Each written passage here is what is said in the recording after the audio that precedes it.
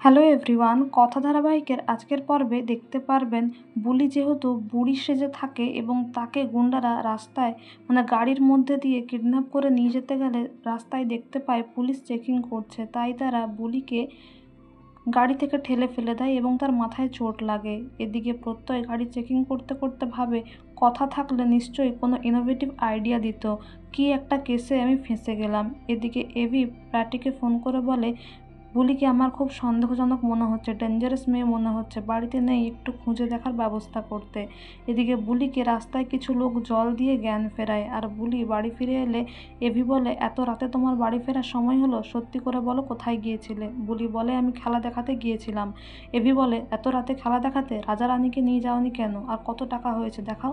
নাকি তুমি তোমার মামার কাছে গিয়েছিলে? চোটটাই বা লাগলো কি করে? কিন্তু বুলি বলে সে খেলা দেখাতে গিয়েছিল এবং ডিগবাজি করতে গিয়ে তার মাথায় লেগেছে। এভি বলে, তুমি এই বাড়িতে কেন এসেছো, তোমার মোটিভটা কি আমি খুঁজে বের করব আর সকলের সামনে মুখোশটা খুলে দেব। এদিকে ছোটকা বাজার করে নিয়ে আসে, আর ব্রেকফাস্টের কথা উঠলে চিত্রা মনে মনে ভাবে বুলিকে দিয়েই ময়দা মাখতে দিতে হবে লুচি করার জন্য। কথা তো আটা দিয়ে লুচি করতো, ময়দা তো পছন্দই করতো না, তাহলেই প্রমাণ হয়ে যাবে বুলি আসলে কথা কিনা। এদিকে বুলি কথা ময়দা মাখতে মাখতে নোটিস করে রিচা আর এভির বাবা কথা বলছে। তখন কথা মনে মনে ভাবে যে যেই মানুষটা কিনা বাড়িতে সকলের থেকে কম কথা বলে সে রিচার সাথে কি এত কথা বলছে। এদিকে বুলি কথা ময়দা মাখে আর ময়দার ওপরে চিত্রার একটা ফেস আর্ট করে নেয় আর সকলের সামনে নিয়ে এসে বলে, দেখুন তো ঠিক হয়েছে কিনা। চিত্রা তো ভীষণ রেগে যায়, কারণ তার মুখের একটা আকৃতি করা হয়েছে সেই ময়দার মধ্যে, আর বলে, সবাই হাসছেন, ময়দাটা যে নষ্ট করেছে তার কি শাস্তি হবে।